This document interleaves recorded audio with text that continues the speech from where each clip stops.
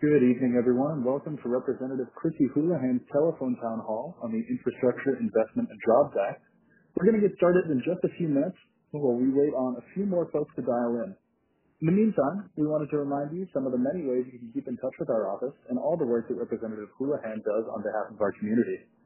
Our e-newsletter that we do our best to send out weekly is a great way to stay up to date on the big news of the week. To sign up, head over to our website at houlihan.house.gov. To get more frequent updates, check out our social media platforms. Congresswoman Houlihan posts on Facebook, Twitter, and Instagram with updates on the work she's doing almost every day. If you need help with a federal agency or are interested in learning what our team can do to serve you, feel free to call our Westchester office at 610-883-5050 or our Reading office at 610-295-0815, and someone will be happy to assist you. For those of you just joining us, good evening and welcome. Representative Chrissy Houlihan will be hosting a telephone town hall on the Infrastructure Investment and Jobs Act in just a moment. We're going to get started in a few minutes, but we're waiting on a few more folks to dial in. In the meantime, we wanted to remind you of the many ways you can keep in touch with our office and all the work that Representative Houlihan does on behalf of our community. Our e-newsletter that we do our best to send out weekly is a great way to stay up to date on the big news of the week. To sign up, head over to our website at houlihan.house.gov. To get more frequent updates, check out our social media platforms. Congresswoman Houlihan posts on Facebook, Twitter, and Instagram with updates on the work she's doing almost every single day. If you need help with a federal agency or are interested in learning what our team can do to serve you, feel free to call our Westchester office at 610-883-5050 or our Reading office at 610-295-0815. Someone will be happy to assist you. Looking at it now, it looks like we have a fair number of folks who've joined us on the call. So let's go ahead and get started. Once again, good evening and welcome to Representative Chrissy Houlihan's telephone town hall. Our focus this evening is on the Infrastructure Investment and Jobs Act, also known as the bipartisan infrastructure framework that President Biden signed into law last month, and what it means for Chester and Berks County. As I mentioned, we have quite a few folks on the line with us tonight, and we're so glad to have you here. We have a wonderful lineup of panelists that Chrissy will be introducing shortly. We're looking forward to taking your questions. For everyone calling in, if you have a question for Chrissy or any of our panelists throughout the town hall, please press *3. Again, press *3 and you'll be connected with a member of Chrissy's staff who's standing by to help you get in line to ask your question. We want to get to as many questions as possible tonight, so we thank you in advance for your patience and your cooperation. And with that, I'll hand it over to you, Representative Chrissy Houlihan. Chrissy? Thanks, Alex, and good evening to everyone who's joining us tonight, and thank you for taking your time from your very busy days on certain to participate in our telephone town hall. This town hall will focus on the Infrastructure Investments and Job Act, which is otherwise known as the IIJA. I really appreciate the opportunity to spend time with you to answer your questions about infrastructure and about what these generational investments will mean to us and to our community. So tonight, joining me on the call are three local experts on this really important topic. Brian O'Leary joins us, the Executive Director of the Chester County Planning Commission. David Hunter as well joins us, the Executive Director of our Berks County Planning Commission. And Flora Cardoni joins us as the Field Director from PennEnvironment. So in order to get the conversation started, as we typically do, I've created a couple questions for our experts. But first, I want to take a few minutes to talk to you about why I'm a strong supporter of this really important piece of legislation, which Alex has indicated has now been signed into law by President Biden. Some of you know that I spent a little of my life as a teacher and as an engineer, and so I'm very grade and data-driven. And currently, Pennsylvania's infrastructure has unfortunately received a grade of C- for our roads and bridges, and a grade even worse of D for our inland waterways from the American Society of Civil Engineers report card. Those grades are clearly unacceptable, and the data shows that changes really must be made for our safety and for a better way of life for our community. The investments in Pennsylvania from IIJA will provide approximately $11.3 billion for federal aid highway programs and $1.6 billion for bridge replacement and repairs over the course of the next 5 years. Think of what high-performing roads and increased access to bridges will mean for our commuters, for our school buses, for delivery service vehicles, and for trucks transporting goods to markets throughout the Commonwealth. This is an investment that the majority of us will benefit from every single day. This summer, portions of our community were ravaged, as we all know, by Hurricane Ida. Businesses, homes, and even the stations of our first responders were flooded out by uncontrollable stormwater. Communities such as Pacoxton, Downingtown, Coatesville, Oxford, and Phoenixville are still recovering from this damage. And I've not forgotten the wreckage that I was able to see firsthand. We know for certain that funding from IIJA will be useful to projects that will be able to build and rebuild to deter flooding events in the future. And let's not really forget the need to be connected with one another virtually, not only in the real world. The past 20 months have been more than enough demonstration for how important it is to be connected virtually. Our broadband infrastructure is in desperate need of an upgrade. Whether it's for businesses, for schools, for telehealth, or for recreation, we all very much depend on reliable and high-speed internet for one reason or another. The IIJA also provides a $100 million investment in broadband infrastructure that will help almost 400,000 Pennsylvanians across our Commonwealth. Rural, urban, suburban, and everywhere in between, broadband infrastructure is something that we rely on and that IIJA delivers. I enthusiastically voted for this legislation that was supported by both unions and the Chamber of Commerce in our area, and by our elected state and local reps on both sides of the aisle. And I look forward to working with our state and local partners to further the goals of our community. So with that, I will turn to our panelists for their opening remarks. And first, if I could turn it over to Brian to go ahead and introduce yourself. Again, Mr. Brian O'Leary, the Executive Director of the Chester County Planning Commission. Sir, you're over to you. All right, great, and thank you very much for the invitation to join you, and also thanks so much for your support and vote for the infrastructure bill. It's really, it's wonderful news. This bill was passed. It's so badly needed, as you, kind of highlighted with those grades, and it's really good news for the county. The bill provides $1.2 trillion of funding over the next 5 years. $550 billion of this money that wasn't going to happen otherwise, and about half of this new funding is going to transportation. There's also, as you mentioned, money for other types of very important infrastructure, including clean water, broadband, which is a particular issue in southern Chester County, clean and renewable energy, flood control, which is so important now, and a host of other initiatives. The infrastructure bill's really important for Chester County can't be overstated. We need to update and improve so much of our infrastructure. And unfortunately, federal funding up to this point really hadn't kept up with the need for a variety of reasons, including inflation and reduced gas tax revenue because of much better fuel efficiency.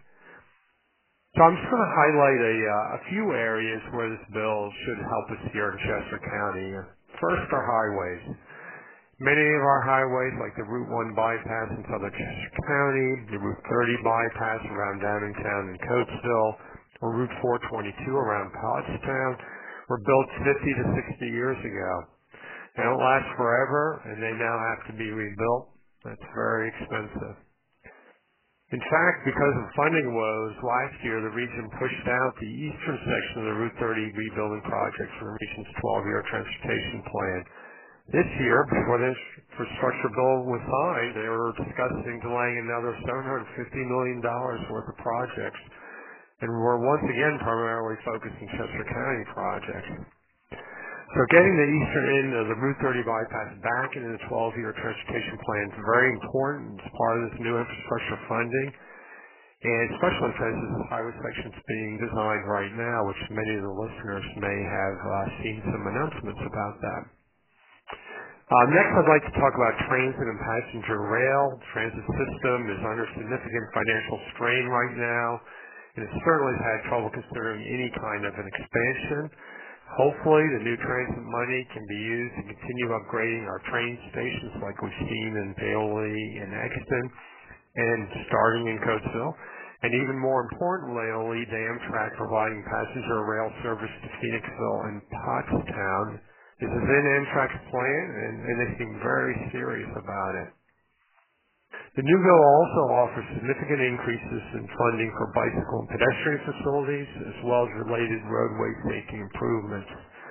This money can be used for expanding the county's trail network, incredibly popular, providing missing sidewalk links in our suburban centers and connecting them to our train stations and bus stops, and most importantly, making our pedestrian and bicycle networks as safe as possible. Tragically, we've had a number of pedestrian and bicycle fatalities over the past few years, and we need to make our roads safer for these users. The county's new Complete Streets policy shows one way of doing this. And finally, I'd like to touch on green energy and climate change. As we saw with Hurricane Ida, the impacts of climate change, they're with us now. The bill includes significant provisions for renewable energy, and the county's hoping to install electric vehicle recharging stations at our county parks and facilities. And we're going to be working hard to implement the county's new climate action plan. So here at the county, I know we're looking forward to using this bill and the money it provides to improve our infrastructure, particularly transportation, but also other important elements. And this is all so important to our economy, our mobility, and our general quality of life. So thank you again. Thank you, Brian. I really, really appreciate that really insightful overview of what's going on in Chester County. And with that, I would love to turn it over to David Hunter, who can talk as well about Berks County and introduce himself as well. Representative Houlihan, thank you so much for the invitation. Good evening, everyone. My name is David Hunter. I am the Executive Director of the Berks County Planning Commission, and I look forward to working even more closely with Representative Houlihan's office. Met with her when I was with the city. I started with the city when I relocated from North Virginia, and just enjoyed her persona. Just a lovely person and wonderful to work with. So thank you for your support on the bill, and again, we just look forward to working with you and your staff. Also want to acknowledge my colleague, Brian O'Leary from Chester. He did a great job, masterful job of giving an overview of Chester's position and the impact that the IIJ will have in Chester. And Brian and I are working together on passenger rail, restoring passenger rail to Reading and 3 counties, Chester, Montgomery, and Berks have teams, and we're following the lead of our county commissioners in forming a tri-county passenger rail authority. That is the next step in restoring passenger rail to Reading. So the infrastructure bill will impact and contribute to, obviously, this much-needed transportation improvement. So very exciting time to be a planner. And for those of you that are looking forward to the return of rail to Reading, stay tuned, because we are working diligently even as we speak. So overall, let's talk about the impact of the IIJA. Several areas. First, base highway and bridge funding is going to be impacted. The bridge program and the special bridge program is going to be affected, and we are working with PennDOT to incorporate new highway and bridge projects into the draft transportation improvement program. Also, the Transportation Alternatives Program will receive more than double its allocation from 1 year ago, and we can touch on the transit program and then other projects. But at the top, base highway and bridge funding, there is a 34% increase over pre-IIJA estimates for the base highway and bridge funding. This, however, still is less than the allocation prior to the PennDOT shift of funds to the interstate program in FY 2021. So while the infrastructure bill does correct what was a significant loss, we are still behind where we were prior to the shift in funds to the interstate program. But again, very thankful. $58 million will be allocated to the base highway and bridge funding. With regard to the bridge program, $8 million a year is allocated to Berks County, $6.7 million a year for bridges on federal aid program, and $1.3 million a year for bridges not on the federal aid system. Many bridges in our county are in low-lying areas. There is one particular bridge near where I live, in Exeter Township, which floods frequently, the bridge needs to be raised, and the intersection where the bridge connects two streets is in dire need of improvement. So projects like these will benefit. Again, as far as projects are concerned, my staff, and I do want to acknowledge Alan Piper, who is my senior transportation planner, we are still working with PennDOT to incorporate new highway and bridge projects into the draft transportation improvement program. So RADS is working on that. Again, HASA, we're going to get double the money than we had before. We're going from $278,000 to $724,000 a year for the HASA program. As far as transit is concerned, major increases to BARDA for vehicle replacement and maintenance of facilities is going to be coming. The exact figure is not yet available. With regard to projects that remain, the continued phased reconstruction and widening of US 222 north between Reading and the Lehigh County line is still in the works. We are also initiating phased reconstruction of US 422, the West Shore bypass, beginning with major bridge improvements and reconstruction of Penn Street and the Lancaster Avenue interstages. So these are projects that still require state funding, and so that's important to note. Despite IIJ increases, these two projects still rely again on $300 million in federal and state discretionary funding provided by PennDOT, and so we are still in need of those funds.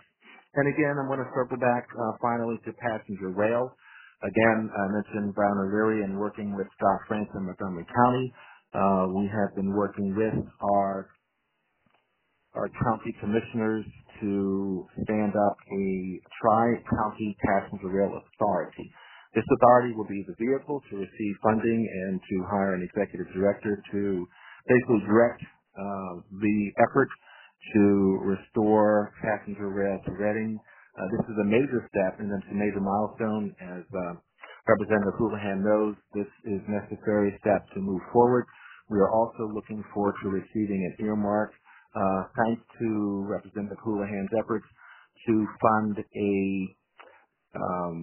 it's going to be a study, basically a capacity study to analyze the tracks that are owned and used by Norfolk Southern to look at the capacity for passenger rail in conjunction with the existing freight. And so, again, very exciting times in Berks County, and we are looking forward to receiving the funds and allocating them appropriately. Representative also mentioned broadband, which is a concern, being a mainly rural county Berks is, that broadband in the outlying areas would be a much needed improvement. And so thank you for this time, and any questions of me, I would be happy to answer. Thank you so much. Thanks, David. Really, really appreciate it, and you can certainly hear your enthusiasm as well as that from Brian, too. And our final speaker and guest is Flora Cardoni.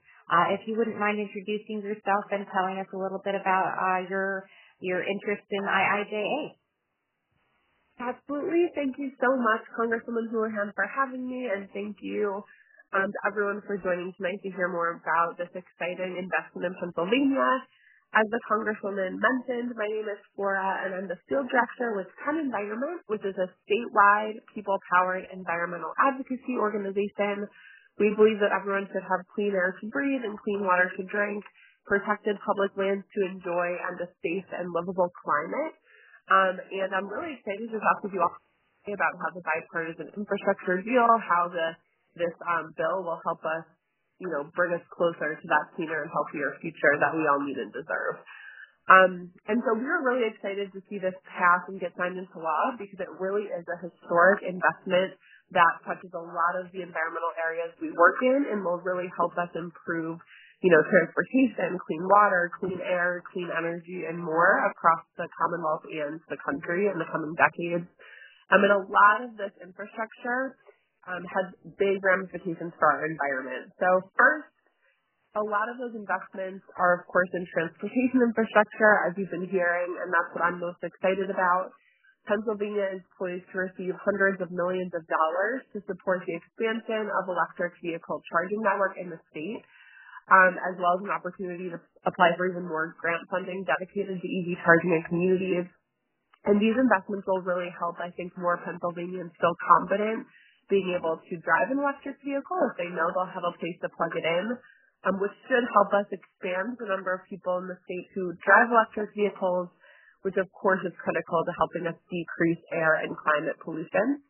As Brian and David both mentioned, there are also record investments to improve and expand public transit rail. I know I couldn't wait to see SEPTA and transit expand throughout the district and Southeast PA in general. Also funding for more walking and biking infrastructure and to electrify school and transit buses. And all of this will, of course, make transit more accessible, but also help us lower climate emissions and air pollution even further. In the realm of water, we're also getting $1.4 billion or so to improve our water infrastructure. So this includes replacing lead pipes and service lines in our schools, which will help us make sure that our kids aren't getting poisoned by a neurotoxin in the places they're going to learn. And it'll also help us improve our wastewater infrastructure across the state. As Rep. Houlihan mentioned, the American Society of Civil Engineers gave Pennsylvania a D- to our wastewater infrastructure, partially due to the Commonwealth experiencing 1,800 sewage overflows statewide, which we know will only worsen as climate change means more extreme downpours and flash flooding, which means even more sewage overflows. So that funding to improve our wastewater infrastructure is critical. There are also investments that will help us lower our climate emissions in the first place, not just with that electrifying of transportation, but also funding to strengthen the electrical grid and improve energy efficiency and home weatherization, which again will help us lower energy use, will help Pennsylvanians save money, but will also help us lower our climate emissions and air pollution. And it really doesn't stop there. A couple of the other things we're really excited about. This bill begins the process of reinstating the Superfund tax polluter pays principle. This includes funding to clean up Superfund and brownfield sites across the state, reclaim abandoned mine land, and cap orphan gas wells. So, a portion of the funding can help us address the 127 Superfund sites we have across the state, the 500,000 abandoned gas and oil wells. So that could also, again, clean up our environment and help us improve public health. And there's also millions of dollars that can be used to build wildlife corridors across the state, which can help us ensure that animals can get under, over, or around roads in order to migrate, mate, and help us maintain biodiversity, so, connecting our open spaces for wildlife. And then the list really goes on in terms of environmental benefits, but the main thing is that all of these investments are really a major step forward in making Pennsylvania and the whole country a cleaner and healthier place to live. So we're so thankful to Rep. Houlihan for your support of this historic legislation, and we're excited to see these investments really come to Pennsylvania and come to the district so we can start cleaning up our air and water, fighting climate change, and protecting our health. So thank you so much. Thanks, Flora, and thank you to all three of you. And as is traditional, we have usually a couple questions for you all before we head into questions. But you guys have done such a terrific job in kind of going over all of the different areas and projects that you're most excited about and how directly and specifically they'll affect Berks and Chester County. And, of course, the quality of life that we enjoy here, where I think, again, bipartisanly, we really enjoy and support open spaces and taking care of our community and our land. And so I will go ahead and throw to the side the questions that we've prepared and go ahead and move to our participants, our audience, for their questions. I'm going to hand it back over to Alex, but also to remind you guys, if you have questions, those of you who are on the line, please remember to hit *3 and a member of my team will be able to take your question. Also, as a reminder, if for whatever reason we're not able to get to your question in the limited time that we have, a member of our team will be calling you back so that we can process and answer your question in an important short amount of time, because it is really important that we get back to you. To give you some perspective, however, we do have many, many thousands of people on the call. So just in case we're not able to get to you, I just wanted to make sure that you knew how to get a question through. So back over to Alex, please. Thank you, Congresswoman. You took the words right out of my mouth there. *3 if you're interested in asking questions. We have hundreds of you that have already asked a question. Thank you for doing so. I think we're going to throw it first to Bob from Birdsboro. Bob, you should be live right now. Hello, Representative Houlihan. My question is, will local municipalities and authorities have access to any of the funding in this legislation for work on roads and bridges and water projects? And if so, what would be the mechanism used to gain that access? Sure, and thank you so much, Bob, for your question. If it's okay, I'm going to start with Brian and hand it over to David for some local color on how that process works. Sure, this is Brian, and yes, so part of this funding is going to new competitive grant programs, and those competitive grant programs will be open to, many of them will be open to local municipalities and authorities. Those will run the gamut from things like bridge program to congestion relief to other things. So there are going to be competitive grant programs. Some might be handled by Berks County as a municipal planning organization, but then some will be available to local governments. And I'll pass it over to David. Thanks, Brian. Yeah, Brian said it so well. There are competitive grant programs that will be available, so you have to stay tuned and stay in contact with RATS, the Reading Area Transportation Study. And so, again, these are competitive grants that are going to come through the NPOs, and there'll be application processes that have to be followed. So we can take your information, and you can shoot us your information, and we can stay in touch that way. Thank you. Thank you very much, gentlemen. Flora, I'm not certain, would you like to contribute to that? If not, I have something that I'd like to add. Take it away. Perfect.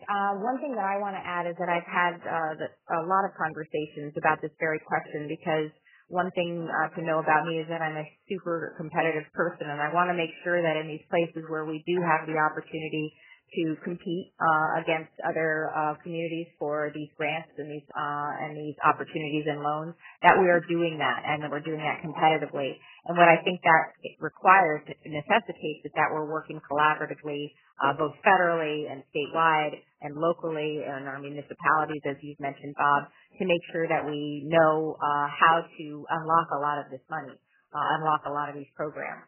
And so I've spent the better part of this day and many others before it making sure that I'm communicating through all of those different networks to make sure that we're able to compete. And part of what we're doing here today is making sure that you all know out in our community that this is a competition in some ways, and in many ways it is a formula as well, where we know exactly how much we're able to get. But there also are opportunities that we need to make sure that we're keeping our eyes and ears open so that we can make sure that we get money and resources sent to us.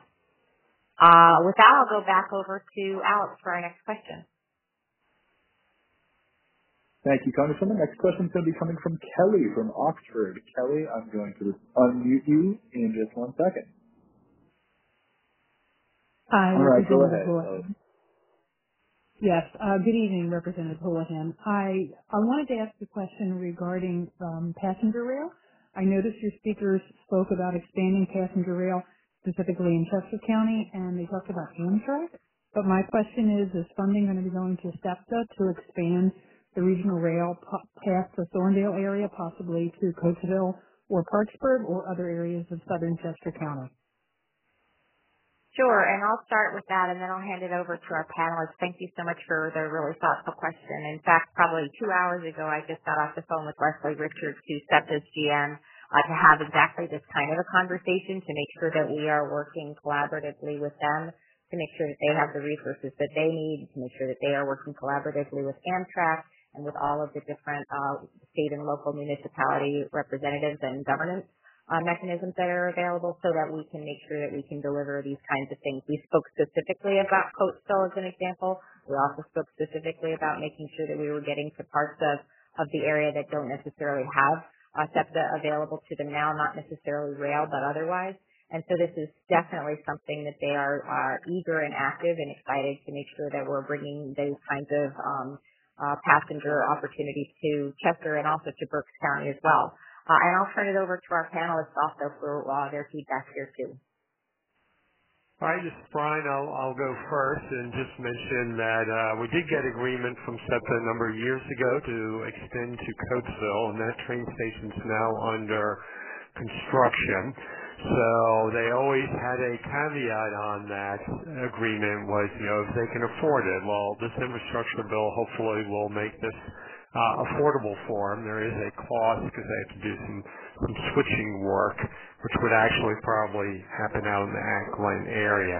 I think this also opens up opportunity for the Amtrak station, which is undergoing some improvements, to get some full improvements because of the extra funding going to Amtrak and for Amtrak facilities.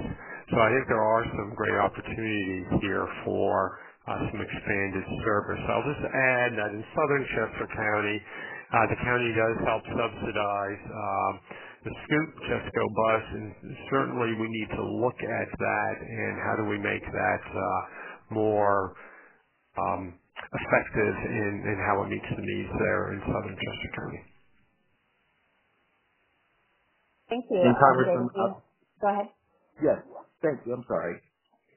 Just to add what Brian has said, again, the Tri-County Passenger Rail Committee is working on standing up the Tri-County Passenger Rail Authority, and that will be for passenger rail up the corridor, the Schuylkill River corridor, if you will, all the way to Reading with stops along the way. Phoenixville and Birdsboro are mentioned. So that's the extent of the transit that is going to be extended into Berks County. Thank you. You're welcome. And Flora, anything to contribute before we move to the next conversation?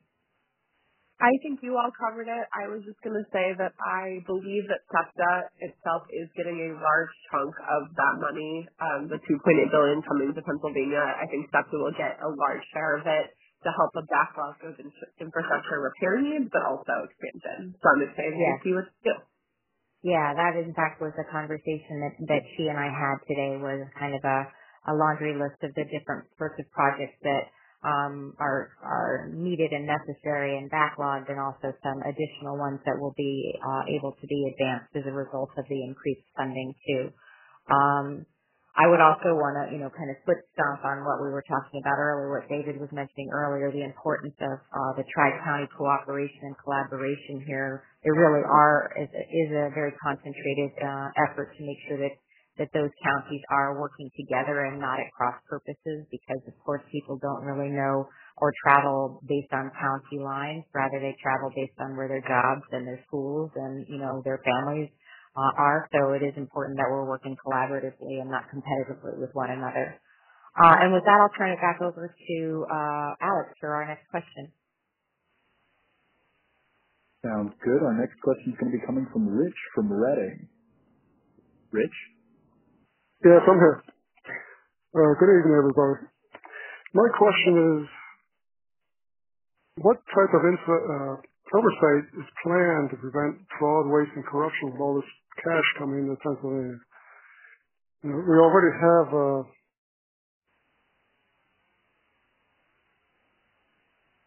Are you still there? We don't seem to be able to keep up with repairs and. Yeah. No, I appreciate your question. I think it's a really, really good one, and I'll speak to that at kind of a federal level, and then I can pass it over to our panelists. I take very, very seriously the responsibility that we have at a federal level to be good stewards to the taxpayer dollar. These resources are very, very, it's very, very important that we're directing them and spending them with expedience and with thought and care. And to that end, President Biden has, in fact, coordinated and implemented what he calls kind of a infrastructure czar. He's appointed Mitch Landrieu, who many of you guys might remember from the fact that he was mayor of New Orleans and he was in charge of the Hurricane Katrina recovery. And so this is part of the federal oversight process. But importantly, Article 1 in Congress allows me, mandates me to be in charge of oversight as well. And I take that responsibility seriously on the various committees that I serve on, and I know that other colleagues take their responsibility seriously on the committees that they serve on. So as an example, as part of a small business committee, which is one of my 3 committees, we take a lot of time and care and oversight to make sure that fraud and waste and abuse is not part of the plan here. And this will be no exception as well. And with that, I would be happy to turn it over to Brian and to David to talk about fraud, waste, and abuse in our local areas as well. David, you want to kick it off? Sure, Brian, thank you. I would just add that my leadership in Berks County is fiscally conservative, and I appreciate that. And so, for instance, for the ARP funding, many jurisdictions have allocated funds already, while Berks is being very careful and judicious before spending any taxpayer dollars and before any money is allocated to any use, especially broadband. And I mentioned now how necessary it is in Berks County to extend broadband to rural areas. And so we are very conscious of counting every penny. And I was taught, take care of the pennies and the dollars take care of themselves. And so I think that is the thought process of our leadership. And so I appreciate the question. And no one likes to waste, at least I certainly don't as a public official. We want to be very, very responsible. So that would be my response. Brian?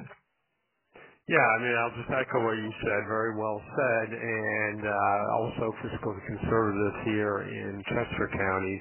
And I would just add that I think an important part moving forward as the rules of the program are developed is to figure out how can we do things more efficiently and quickly.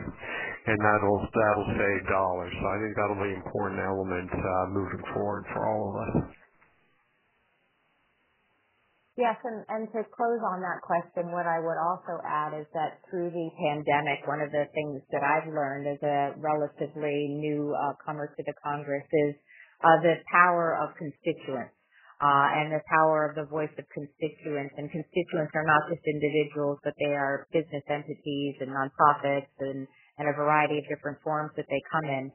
And if you see something, say something really genuinely works in this process, when we were rolling out a lot of the programs for the pandemic, whether they were small business programs or health-related programs, it's really important that we have the intent of what it is that we're trying to do, and inevitably there will be things that need correcting or need writing, maybe in the execution. So give us a call. We welcome all kinds of calls to our office to let us know, and when we see patterns and trends, it's something that we're able to bring at least to Washington and I'm certain to Harrisburg and to our local communities as well and act on. So thank you very much, and I think what you've heard is a shared sense of responsibility and concern to make sure that we're being thoughtful and responsible with our resources in our communities. With that, I'll hand it back over to Alex. Thank you, Christy. I think next we're going to be going to Dan. Dan, you should be live right now. Hi, everyone. Thank you for allowing me to speak and echo the enthusiasm behind the bipartisan infrastructure bill. In watching, being close to this, I kind of remember when President Biden was saying this is a once in a generation opportunity to really fix some of the challenges that we have. I currently live in Chester County in the Berwyn-Wayne area, and we've been impacted by stormwater flooding for over decades. It's a safety issue. It is a property damaging issue, and it is we had a local election, and it was top of mind there. Extremely happy that the funding has been approved, and my question is specifically for Brian and Congresswoman Houlihan directly. How will these funds be allocated to impact the current and identified stormwater management issues that we have? I'm on a citizens board that it helped advise the township, which is for different townships. There's been a stormwater task force by the citizens that have done the assessments. They've identified the problems. They prioritized the backlog. The missing ingredient has been funding.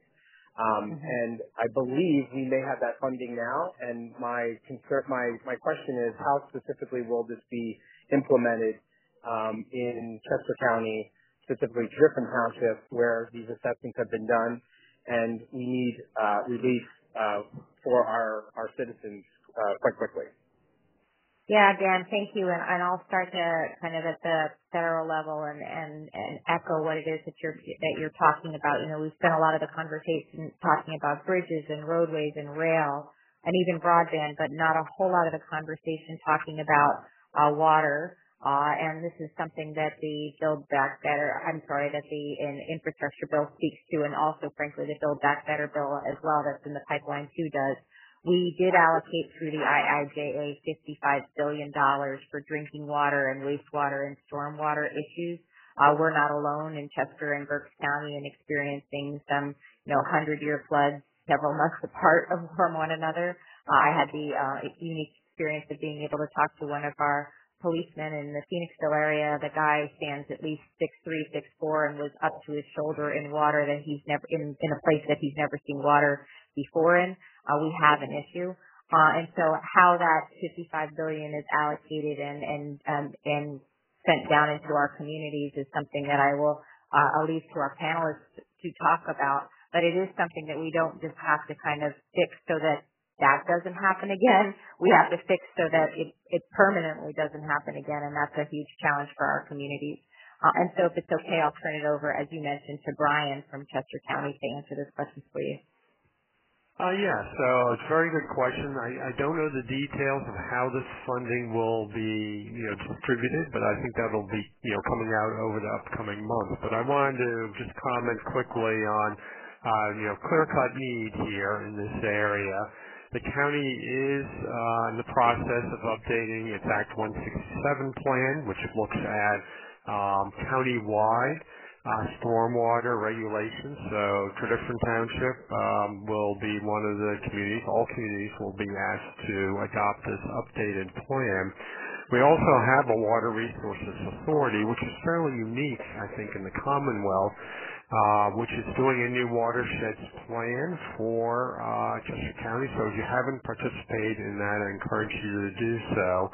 And that's really an important plan that is getting done, and the problem's continuing to get worse rather than better. So I hope to learn more about the specific funding programs, but I think there will be opportunities for Griffin Township to be applying for funds. Thank you, Brian. And I'd like to actually ask Flora to comment as well. I'd love to hear, your perspective on the issue of water management, overflow, stormwater, wastewater management, and how you see it affecting southeastern Pennsylvania and what we can be doing to be thoughtful about that. Yes, thank you so much. Obviously, as you just heard, flooding has been a problem here, but we also know that one of the main impacts of climate change that we're experiencing in Southeast PA is an increase in severity and frequency of extreme downpours and other extreme weather events and more flash flooding. So the infrastructure bill that we're talking about does have a lot of funding to help mitigate those impacts. So there's specific funding for climate change mitigation that focuses on resilience and equity. Some of that money, of course, can go directly to the counties to do this mitigation work. There's also money to help our wastewater systems. We hope that this will include green stormwater infrastructure, which can help absorb some of that water so it's not running off and flooding as much around the county, because of course it is a huge health and safety issue.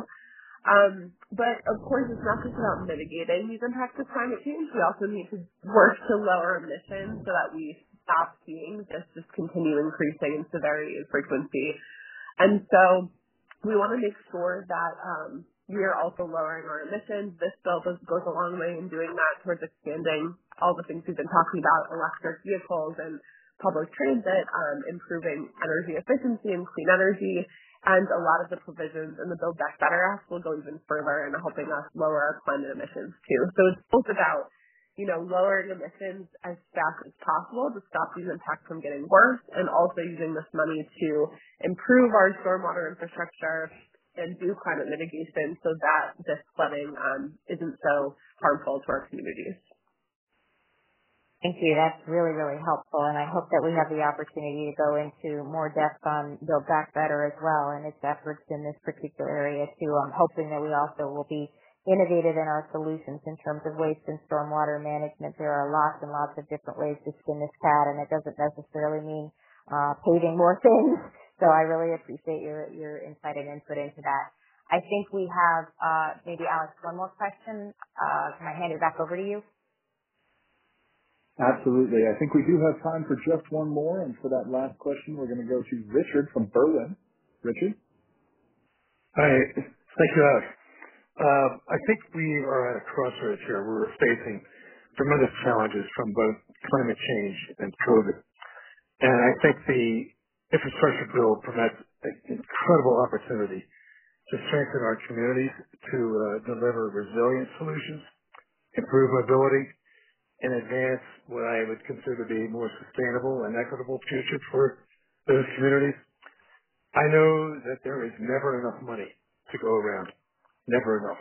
The project backlog is built up over the years. So my question to you is, I'm hoping that Brian and David agree with me that that would be something that they would aspire to do with their planning for what is going to happen in Chester and Berks County. How will you go about prioritizing the projects that get implemented in view of what I hope you would agree with me are the overarching goals of the infrastructure bill in view of? Thank you. I'll go ahead and kick it over to you guys. Let's start with David and then go to Brian and then potentially wrap up as well with Flora, because this is a really important overarching question. This is a big opportunity to correct and fix a lot of things, but it is also a huge down payment on a sustainable future for all of us. There's $50 billion in this piece of legislation for climate resilience. It also has a number, as you are speaking about, environmental justice provisions included in it, and one of Flora mentioned being the Superfund ones. But let's go ahead and start with David and then move over to Brian on the specifics of how we will assess these kinds of things in Berks and Chester County. Thank you, Congresswoman, and thank you for the question. So priority is the question, right? Now that we have an abundance of funding, everyone would like a piece of the pie, literally. And so what we're doing in Berks County is we have a rating system, and we have teams set up led by the Economic Development Director, Pam Sheff, and we are looking at legacy projects. What projects will impact the county and the citizens of the county and provide a legacy of improvement? And so that's foremost and top of mind for us. For instance, if a project can benefit a number of townships and boroughs and it can make an impact on more than just one area, that project will receive more weight than a project that is basically just going to benefit a single area. And so that's important for us. We want to look back after the money is spent and say, hey, this is an important investment, and we have something to show for it. So legacy projects, I would say, would be top of mind, and what kind of impact can we leave for our children based on this unprecedented infusion of funding for projects. Of course, roads and bridges will always need to be improved, and so they are always going to be on the list, and certainly we have projects that we don't have money for that we're going to need additional funding for, and in Berks County, certainly it is 222 North and 422 Bypass. But as far as IIJA is concerned, we are going to triage the projects that come to the fore and rate them and basically award the money based on their ratings. Thank you. You're welcome. That's a thoughtful structure. Thank you. Over to Brian, please. Okay, thank you. Yeah, it's an important question, and I think it gets back to the nature of planning. Kind of that's the process we go through, is try to figure out where the priorities are. So in Chester County, every 2 years on the transportation front, We have a transportation improvement inventory. It's got about, 4.2 to $4.4 billion worth of improvements. That's more than the money we have. And within that system, there is a ranking system that we use. And then we go to the region, and then there's, the region has its process that you go through. On climate change, our new climate action plan has priorities in it, which ones we're going to try to jump on first. And I'd say for the watersheds plan that's being produced, that'll have a similar type of process. I also would just point out that the bill itself has created priorities by putting more money into some areas that have been overlooked before, like broadband, like trails and sidewalks that maybe didn't have as much money in them as they had been prioritized in this bill. So a lot of work ahead for all of us to spend this money in a way that really works best for everyone. Perfect. And Flora, would you like to add as well, particularly maybe a focus on Superfunds as well as any other environmental justice aspects of this bill or sustainability focuses? Yes, exactly. It's very important that this funding is going to the communities that have disproportionately suffered from decades and decades of pollution here in the state. So cleaning up the Superfund sites and abandoned gas and oil wells so we can protect our health. Making sure that we're, replacing so that our children can drink clean water, and making sure these investments are going directly towards frontline communities that have suffered from this pollution. That should be an utmost priority. And then I'd also say that anything having to do with lowering emissions and tackling the climate crisis across the board is critical, because there's never been, a more urgency with which we need to act to tackle this crisis. So the transportation stuff and clean energy stuff and energy efficiency stuff there is also very important, because we need to lower those emissions, not only to fight the climate crisis, but also to protect our health. Excellent, and thank you. And please do collectively, those on the line, stay tuned in, and let's all pay attention to what would be the partner bill to this, the Build Back Better bill, which has a great deal of partnering legislation and projects to make sure that we're, placing affordable housing near transportation hubs so people are able to access those great jobs and are able to get to their work. We did focus in this answer a little bit on broadband, which is something that is an enormous opportunity to level the playing field for education, for job access, for telehealth, for all of the different things that we've personally experienced during this pandemic, understanding why that is sort of a great equalizer as well. And we've talked a little bit about water and water quality and making sure that we are drinking safe water. And that, again, another thing that we bipartisanly support and embrace here in Pennsylvania is, responsibility to our planet and to our spaces, open spaces, and to making sure that they are creating safe spaces for us to live in and any other living creature as well, too. And so if it's okay with that, I will turn it back over to Alex to remind people about our next steps, but I will wrap up before that, I will wrap up with concluding remarks, if that makes sense, Alex. Sounds great. Cool. Great. Thank you to everybody, but especially to our panelists and to those of you all who have spent an hour of your time hanging out with us today to talk about the infrastructure bill. As I mentioned, I think it's a pretty monumental opportunity for all of us. I want to thank everyone for participating, both Brian, David, and Flora.